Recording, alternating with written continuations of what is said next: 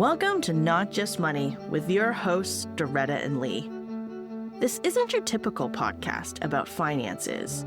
It's a podcast about all the money conversations we aren't having, sometimes not even with ourselves. Join us on this journey of hard truths, lived experience, and the wisdom that comes from both. Because money is never just about money.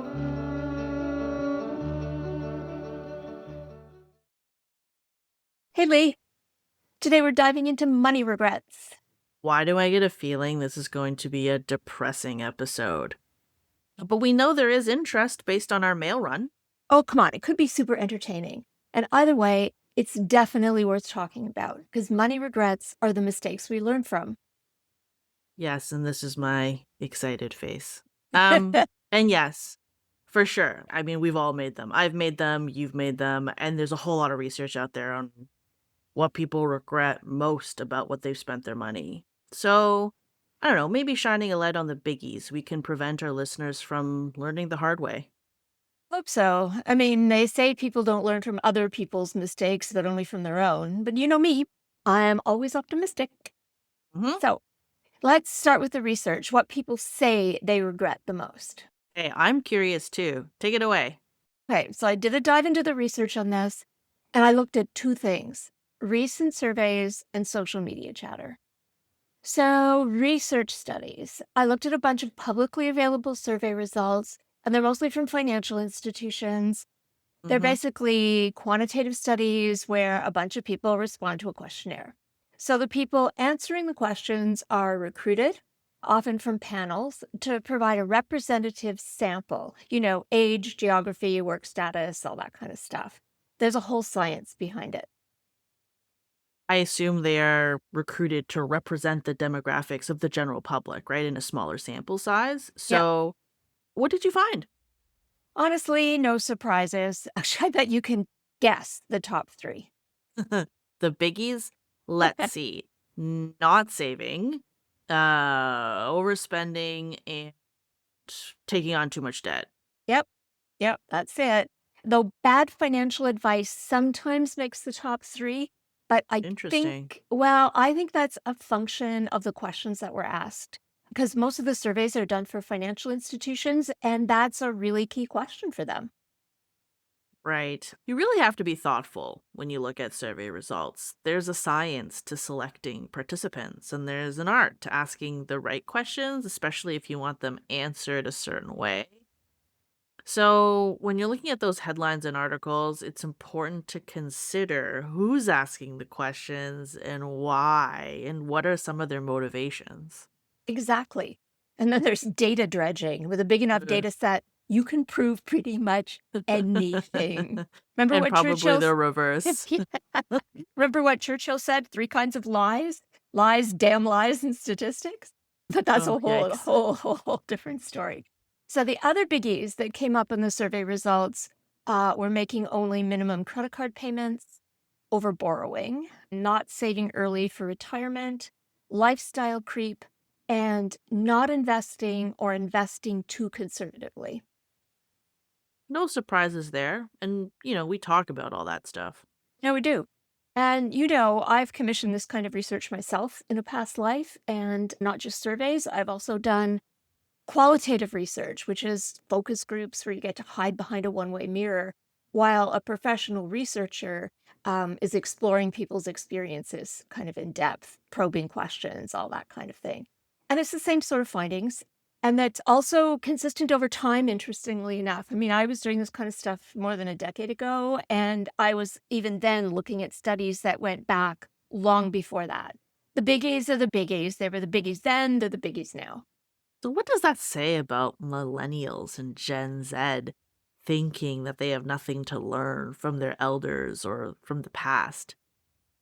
That the world is so different now. The past experiences just isn't relevant? Um, I've been thinking about that, and I think more than anything, what it says is that while the big underlying issues don't change, the specifics change, the specific environment changes, and that can change your strategy. There have been some very specific, very dramatic shifts, like housing prices. The reality is that Housing prices just haven't kept up with wage gains. Pensions is another thing. The number of people with defined benefit pensions or even work pensions at all has changed significantly. And another one is the big wealth transfer that we're already in the middle of. It's great for some people, but it really widens that have not divide for others. But like I said, I didn't just look at survey results. I also looked at social media chatter, Reddit Oh, threads. God. No, say it ain't so. Yeah. Reddit threads, Facebook, Instagram, money hack groups. I also took a bit of a look around Medium and what I could see on Substack without a subscription. I found it all actually quite fascinating. I mean, the conclusions are essentially the same. The surveys do a pretty good job of identifying those key issues, saving, not having an emergency fund, too much credit card debt, all that kind of stuff. But on social media, like that's where you can really feel the pain and the desperation of people who've fallen into the deep end. And I'm not I talking think about that's that. called the internet in Yeah, general. okay. Well, the thing I'm not talking about the AI generated crap. Like you actually have to wade through some of those fake stories now. But the sincerity of some of them really does shine through. You Mm. really get a sense of what it feels like, when you took out a mortgage at the upper limit of what the bank said you could afford, and then interest rates went up. Or what it feels like you're a total failure because you have to move back home with your parents because your credit card debt got out of hand.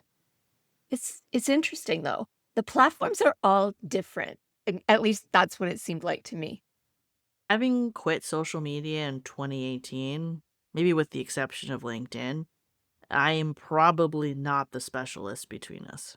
I'm not super active either, but and I do know there are algorithms that determine what you see and what you keep seeing based on what you've spent time looking at. That's why I quit, Yeah. because it teaches you only one right answer, and we know in life there's more to it than just one perspective on every issue. Yep, absolutely. But the demographics do matter. Who's on what platform, who's creating the content. And there's overlap, of course, because people are on multiple platforms. But high level, grossly simplifying, I would say it kind of looks like this. Reddit has a lot of confession threads, and some of them are really long and detailed. A lot of really deep regret. Also, some practical advice in the comments, sympathy, etc. Instagram posts are a lot shorter, of course. You get a lot of join me on my life journey sort of thing. So you get money journeys, get out of debt journeys, frugal journeys. You also get really weird journeys like watch me put on my makeup, watch me get dressed this morning. It is a very bizarre place. Anyway, they go from sort of reasonable things to crazy hardcore things. Some of the frugal ones, I oh my I God, think you do we're not want to real. go there. I think we're really showing our age here. I Just think so. FYI. Okay. Okay. And I think TikTok's kind of like that too, but short, punchy videos. I haven't spent a lot of time there. My annoying bar is really low, and yeah, I just don't spend time there. I'm sure there's great stuff there somewhere. If you're on TikTok, drop us a line and let us know. Maybe we can look at the cool stuff. Facebook, Said kind of. us never.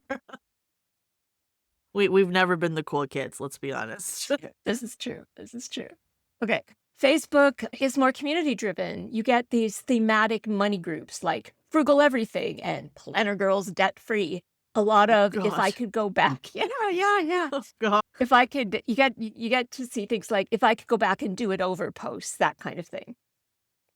This is how the world ends, ladies and gentlemen. Not with a And bang, but a whimper. this is why I quit. That's just too many things. I feel like your 5 bullet points there already blew my mind. Well, that's fair. But think back to what I said about surveys. It matters who's asking the questions. It's kind of the same with social media. It matters who's creating the content and why. So Gen Zs probably have a Facebook account. 80% or something of people have Facebook accounts, but it's not where they hang out. They're basically on Instagram, TikTok, and Snapchat, and probably they're already shifting to places that you and I have never heard of. Don't want to. Make a note. Don't want to. Millennials are hanging out on Facebook, Instagram, and X, which is kind of weird. Everyone except for me. Yep, except for you. Gen X is on Facebook, Instagram, and Pinterest. Is that how you say that? Yeah, Pinterest? Pinterest. Yeah. Yeah. Uh, I don't get Pinterest. I've never been able to figure that out. I mean, just why? I mean, lols. That's fair. I think when Pinterest first became a thing, I used it once, maybe for recipes or workouts or whatever. It's probably for the creative types. Yes, I don't know. And boomers are on Facebook. I think it's because we finally mastered it and we're staying there. Interestingly, I think boomer Yikes. yeah, the other interesting thing, boomers are also on WhatsApp, which is really a private messaging platform rather than a social media platform. And I think mostly they're talking to their kids, family chats, stuff like that. That's what they do there. Or they're orchestrating the next uprising. That's also possible. Okay, so now we know who is where. I hope everybody's been taking notes. What did social media teach you about money mistakes and money regrets while you're peering into this social media window? And did it make you feel sketchy? It's kind of like voyeurism, right? Like when you read some of those really personal stories. They want to share. But you know what? I have a really strong streak of voyeurism in me. I'm one of those people that if I'm walking down the street and people's curtains are open and the lights are on, I will look in and think about their decor. I'm glad you added the decor part because otherwise that just got really creepy really Oh, fast. oh, not interested in what the people are doing, but I will judge their decor. So anyway, like I said, surveys give you the facts. Social media gives you the feels. I'm really interested in the feels. I just am. So much of our relationship with money is about the feels. It's not often rational. I think that's the difference between the facts and the feelings, the numbers and the emotion. Yep. We can understand what the numbers tell us, but feelings are ultimately what will drive us to action. And when I think about the top three, not saving enough, overspending, taking on too much debt, they're still quite broad concepts. When people were answering this question, was it actually measurably true? Or did it just feel true, like I'm not getting ahead, versus maybe not doing as much as I thought I would at this point in my life? And we did a whole episode a few weeks ago on how much is enough.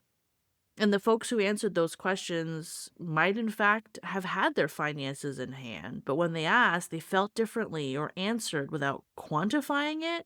That's why I find these broad based answers interesting versus, real example of bad choices and lingering regret over inaction.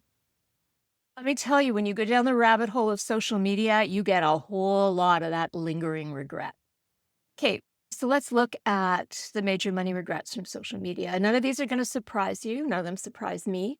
But like I said, the intensity of the emotion really got to me It always does. You're a certifiable bleeding heart. and proud of it.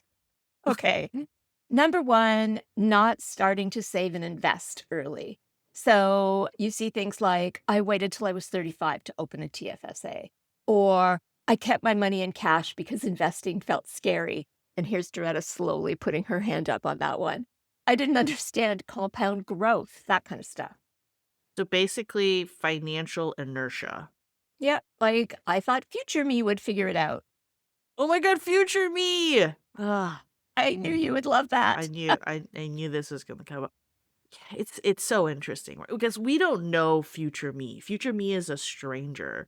Remember how we used to always say that we're good at committing our future selves? And we probably do that because kicking the can down the road is a form of inertia. And since future me is a stranger, stick them with the crap work. Exactly. Like, I'll go on a diet next week, but today I'm eating chocolate chip cookies. I mean, every day we're eating chocolate chip cookies.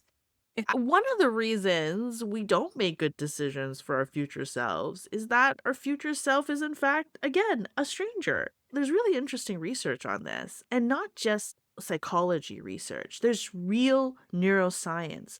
The parts of the brain that light up when we think about our future selves are not the parts that light up when we think about ourselves as we are today.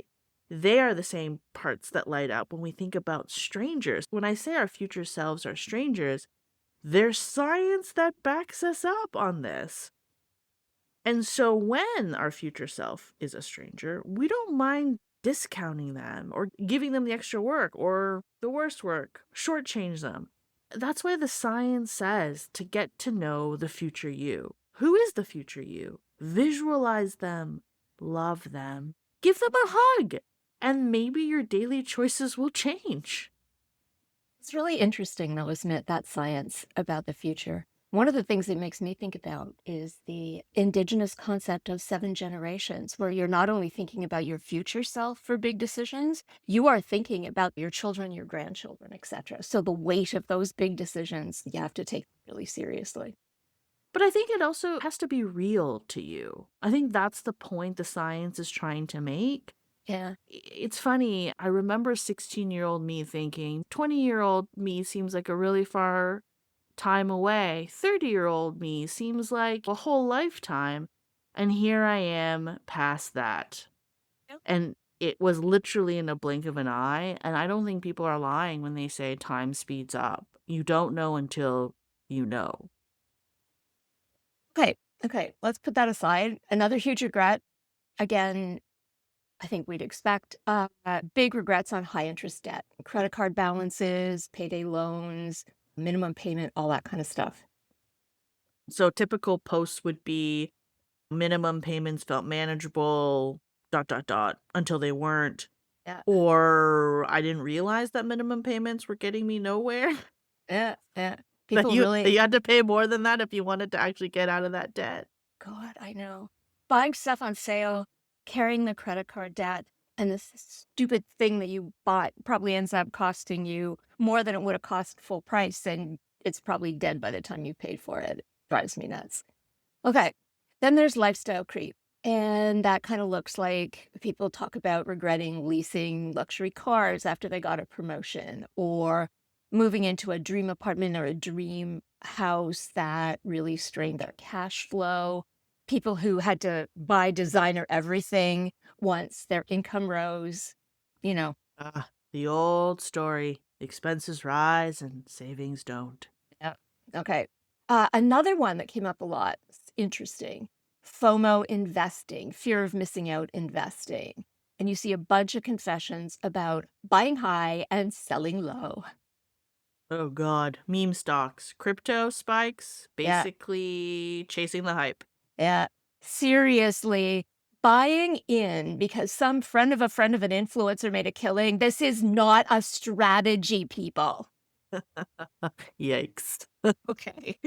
Another one, not having an emergency fund. That's a big one because those are the expenses that can start a horrible debt ball rolling. I mean, you find out they are only one major car repair or a broken tooth or a sick cat away from debt that just spirals out of control.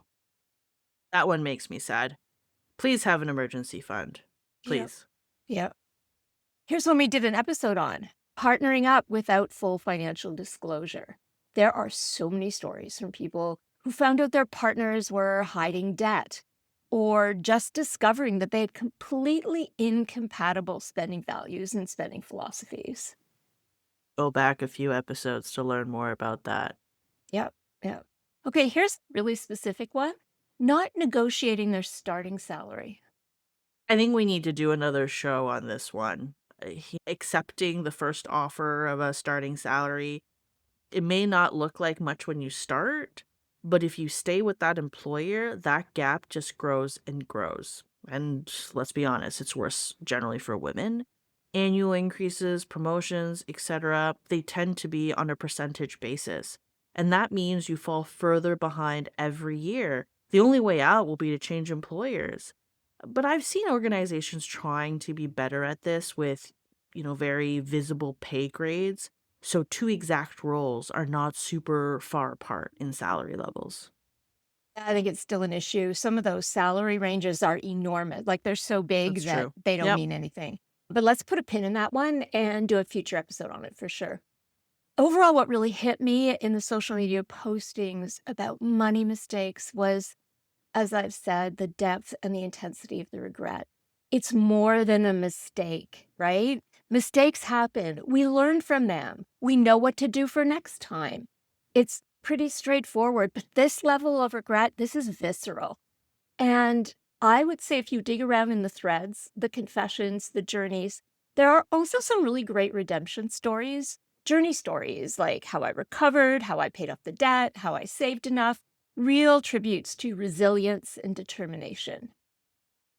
Okay, great. I mean, I was just going to comment. See, this is a depressing episode, but I like the redemption arc storyline. And I guess some of them are getting paid for their stories. Yeah, there's monetizing going on. But I think that what's also interesting to look at and to learn from is how people respond to the money mistakes. And for that, we have to go back to the quant data. The survey data. Right, sorry, jargon warning. The survey data. So here's some findings from a 2025 survey by money.ca that I thought were kind of interesting. Almost half the respondents said that past mistakes made it difficult to build savings. 41% of the 30 to 44 age group said that financial mistakes have delayed key milestones, like paying off debt and making major purchases, especially buying a home. Interesting. Money mistakes are what are holding them back, not the wage gap. I thought that was kind of interesting. And after making money mistakes, 42% of young Canadians basically turn to loved ones for financial support. Code for bank of mom and dad. But what I think this boils down to are money mistakes are rooted in unplanned spending. And from the looks of it, a lot of unplanned spending. Yeah, pretty much. Now, okay, this is an interesting observation. Men and women can react differently. So, after a major money mistake, almost everybody cuts costs, but women are more likely to prioritize reducing their spending. Men are more likely to change their investment strategy to become more cautious, more diversified. It probably has something to do with what the financial mistake was. Yeah. Like we talked about FOMO investing. I'm gonna go out on a limb here and say probably more men than women. I mean, I have a brother. He definitely fits the bill. That's a pretty safe bet. Men are bigger gamblers too. Women invest less, they trade less, they're more risk averse. I think the comment is a bit more nuanced. I I don't like to say that women are, you know, more risk adverse. I think they're more risk aware. They might invest less because let's be honest, we still make less and trade less. That's a whole other pet peeve of mine we will have to discuss on another episode. I just think there's more happening when we peel back that onion. But let's go back to the specifics. What were the money confessions you saw? Well, one thing that was interesting is that in addition to the common themes, the regrets really vary by age. Now, okay, admission, I anticipated this, I was actively looking for it, but I used AI to double check it because it could review a lot more examples a lot faster than I could. At you diving into social media and AI. Regular virtual explorer now. Gold That's star. me. That's me, Dora Explorer hat. Okay, so age ranges are kind of trickier now than they used to be because there's not as clear a correlation between age and life stage. But if we just look at it kind of generally, between about 20 and 25, or the first 5 years or so in the workforce, the regrets are all about spending because they didn't think saving really mattered yet. So you see the credit card debt, the lifestyle spending on things like concerts and travel and the latest tech, and not saving or investing because they're always broke. There are also specific regrets around not starting a TFSA sooner. And student loans came up a lot, how the interest mounts up after the grace periods expired. They were often really defensive about it. Like, no one taught me this. I think what we're seeing is they're really going through a maturing process. So basically, oats are being sown. They figured their future self, the stranger, would do all the responsible things. Or honestly, they didn't want to take the responsibility. Yeah, exactly. Anyway, the next 10 years or the next kind of phase, age 25 to 34, roughly the next 10 years in the workforce. This is where you really see the lifestyle creep starting. They talk about regrets around the car loans, the upgrades, the investment FOMO mistakes, partnering without financial clarity, not negotiating their first salary. You also see regrets around real estate, not being able to buy it or buying it and losing ground, either because of interest rate changes or the falling condo market. I mean, Yep. I live in a condo, but I feel so sorry for people who bought particularly small condos at the peak of the market. Like, it's going to be forever before that recovers. The real estate market is just so weird these last 5 years. I think that's really understandable. I've got a lot of sympathy for that. Erg. Heartbreaking. But hindsight is 2020. Yeah. Sometimes I wish I could share all my experiences and help people skip this pain. It's awful when you don't have your shit together by mid-30s because that really alters what's possible for you in your second act of life. True, too true. Okay, next period, sort of 35 to 44. This is where the math really starts kicking in, and you start seeing people expressing regrets around opportunity costs. Interesting AI observation, the posts themselves change. They're more serious, a lot fewer memes. I thought that was really interesting, and I believe it. People start posting their regrets about not starting to save and invest sooner. The real estate issue spills over into this group as well, though there's an added regret of buying too much house, which I think is interesting. And Mm. for some, underestimated childcare costs and the big D, divorce. Yeah. Word of advice, divorce is really bad for building wealth. Before I Good. got married, and I know Doretta's gonna say, "Of course you did this." I read some financial books on divorce, and I told my husband to be, "We can never be divorced, so you better be sure." So weird sometimes. I mean, who reads divorce books before they get married? It's how you stay married, okay? Pro tip for our soon-to-be married or married listeners out there. Anyway, the next stage, roughly 45 to 60, that's when you start to see regrets around not preparing for retirement because suddenly retirement is not abstract anymore and the math gets way mathier. You see regrets about not maxing out their RSPs or their defined contribution pension plans, especially from people who didn't take up employer matching funds. Oh my God, people, do not leave money like that on the table. And you see people stressing about still having a mortgage or consumer debt, and even about people helping their adult children when they really couldn't afford to, which is sad. It is sad. Sounds like there's real fear out there. I think the young people on these forums should definitely read all these posts. These are your elders speaking from experience. Learn from their mistakes so you don't have to live their mistakes. Great. Okay, so one more thing that emerges. You know that old saying, money can't buy happiness? Well, money can't eliminate money regret either. Still lots of regrets, just more expensive ones. Ouch. Well, we are always spouting that money management isn't about how much money you make or have. It's for everyone. So if we look at the comments on an income basis and just look at it in three sort of buckets, lower income, which is people with income under medium household incomes, and then medium income and high income. So for lower income folks, the most common regrets are having to use high interest credit for emergencies, payday loans, not filing taxes, and missing Mm, out on benefits delivered through the tax system. In interesting. Canada, yeah, that is a biggie, right? Because we actually deliver social programming through the tax system, not building even a really small emergency fund and feeling that they're too far behind to start investing. And I think the psychological profile here is very much a scarcity mindset. Their decisions are reactive, they're not strategic. That's totally understandable. Yeah, it You're is. trying to survive. Yep. But even with fewer resources, there are important things to consider. Tax benefits? Yep. Yes. For example, there's that new grocery benefit, but you don't get any of those if you don't file your taxes because it's all based on your household income or your individual income. And that's the only way the government's going to know.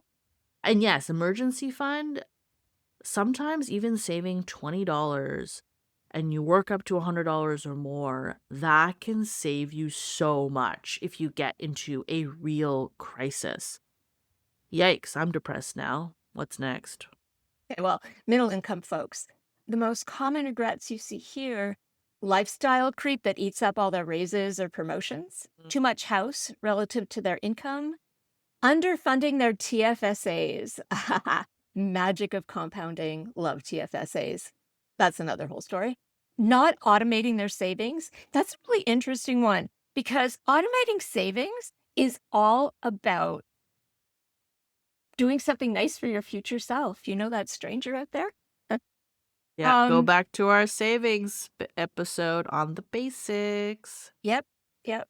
And trying to look successful. And that's all about image, looking rich, keeping up with the Joneses, all that kind of stuff. Ugh, I have no time for that. The psychology for that middle income group that drives the kind of regret cycle is about comparison trap. It's the social pressure. And that's where it's loudest, is in that middle income group. Love these lists. It's so true. And same for this group, right? Prioritize savings. I know it's not sexy and you can't flaunt it to your friends or social media, but you're ensuring a future where money problems don't keep you up at night. That is worth something. Then you can flaunt that when all your acquaintances are overextended. Financial security is really hot, I promise. And it's not about short term wins here, because long term wins are even better. Now, the high income group.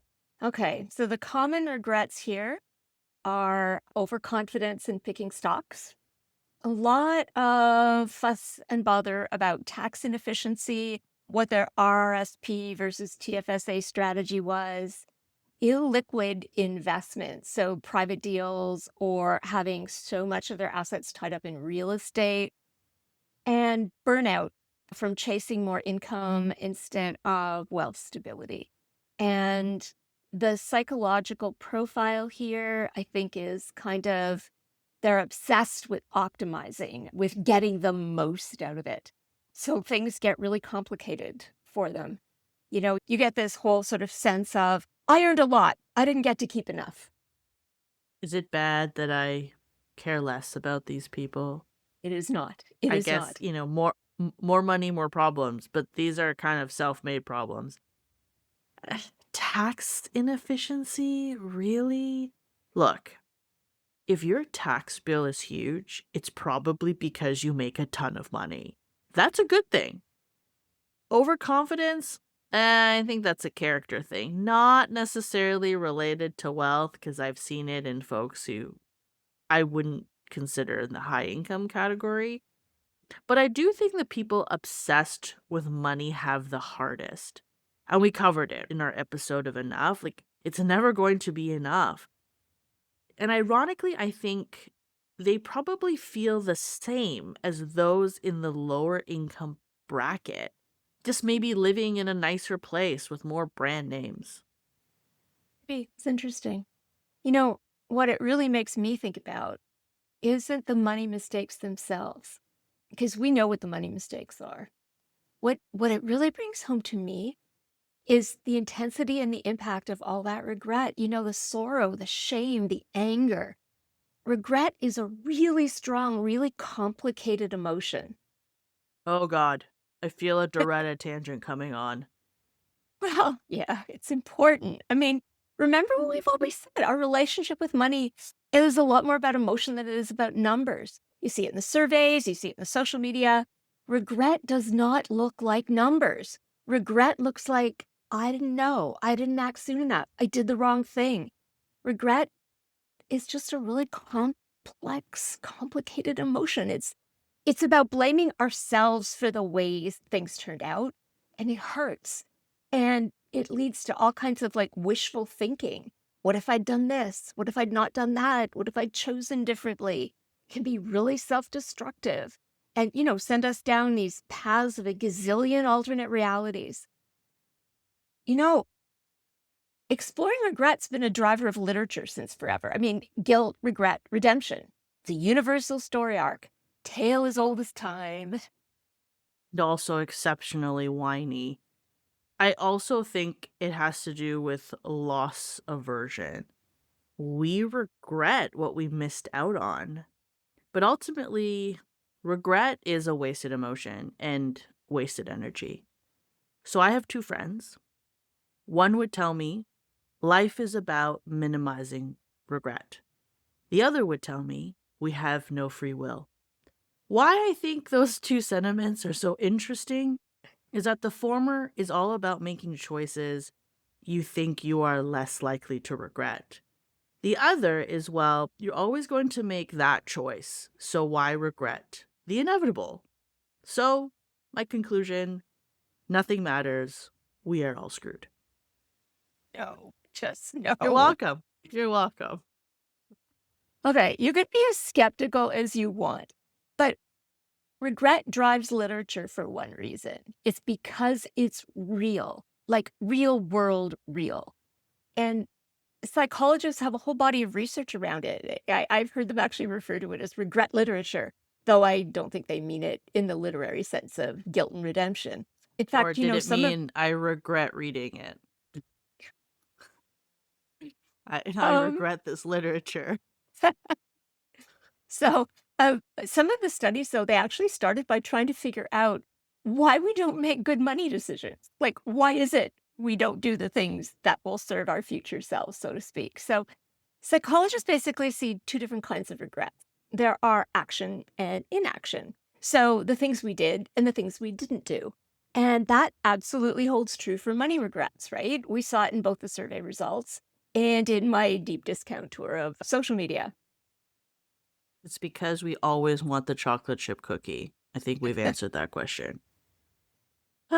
So, things we did, like overspend, make a bad investment, indulge in lifestyle creep, or things that you didn't do, like save more, start investing, right? Exactly. Yeah, exactly. And here's the thing. Over time, this is really neat.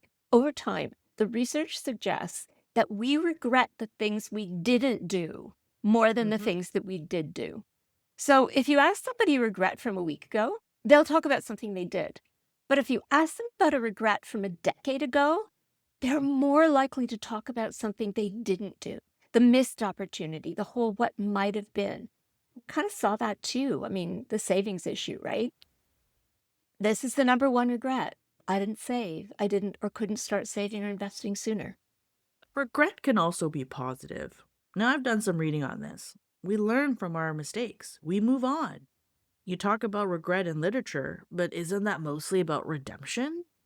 Yeah, except for Crime and Punishment and Raskolnikov. There's no Yeah, redemption.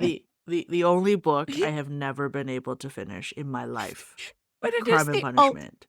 the Because it ultimate is a book of punishment to read it and a crime to have written it. I took it on a university course. I thought it was fascinating. But anyway, there's a difference between Lee and Doretta. I think, Don't read it. though, really that one of the things that we're talking about is that we're hoping that alerting people to mistakes that other people have suffered will actually help them to avoid making them themselves. And there are proven strategies for dealing with managing regret. You know what? I think people who know me think my answer to this would be I don't have a lot of time for regret, or I'm not someone who's going to wallow in it. I'm all get over it already. What have I learned? What do I still need to learn? What can I fix? What can I do differently? Except I do wallow, but not on the big stuff, because that's the stuff I really think about and generally have gotten right, sometimes by sheer luck, no lies. But I wallow on the small stuff. The stuff that is like literally in the $20 to $100 range. It's ridiculous. I never say it out loud because I'd be judged, but that's what bothers me. Hey, who are you? Aren't you always telling me to be the bigger person or to think big? It seems pretty petty. Hey, we all have our obsessions. Mine tends to be the small, inconsequential things. It honestly might be an addiction. Maybe we will need to expand on this later. But hey, I never said I was perfect. There is probably some weird repressed memory, or it's grounded in my need for fairness. I don't know. Or maybe it's just destiny because you're always going to make that decision. So it doesn't matter. There's no free will. Okay. 3 learnings for today. First, biggest regrets aren't about single purchases, they're about patterns of behavior. And really, they come down to not having a plan that aligns your money decisions with your values, my favorite, and your goals. Second, bad money decisions shrink your future options. You're stealing from your future self. So get to know that stranger or automate decisions now that will serve the future you well. Yeah, and then you never have to think about it. Third, bad money decisions create a lot of stress. They lead to debt, the lack of financial cushions, fewer options. They stand between you and your best life. Today, tomorrow, always. And that's us for today. Do other people's problems resonate with you? And what are your biggest money regrets? If you want to share, drop us a line at notjustmoneypodcast@gmail.com. All questions and comments welcome. Good talk. You've been listening to Not Just Money with Doretta and Lee. Click on the show's description for links to resources related to today's conversation. Our aim is to share sources that provide objective information that can help you make informed financial decisions. Please rate and review our show. If you'd like to get in touch with us, email us at notjustmoneypodcast@gmail.com. If you'd like to be featured on the show, you can send us your questions and comments by a written email, audio file, or video file. Please include your name and city. This show is produced and edited by Lee, with original music by Leo Zhang cello and artwork by John Tu. Now for some legalese. Please note that the views expressed by our hosts and guests are theirs alone and should not be viewed as financial advice. This podcast is intended to be entertainment and educational in nature. Please seek additional professional support or information before acting on any podcast information. As always, good talk.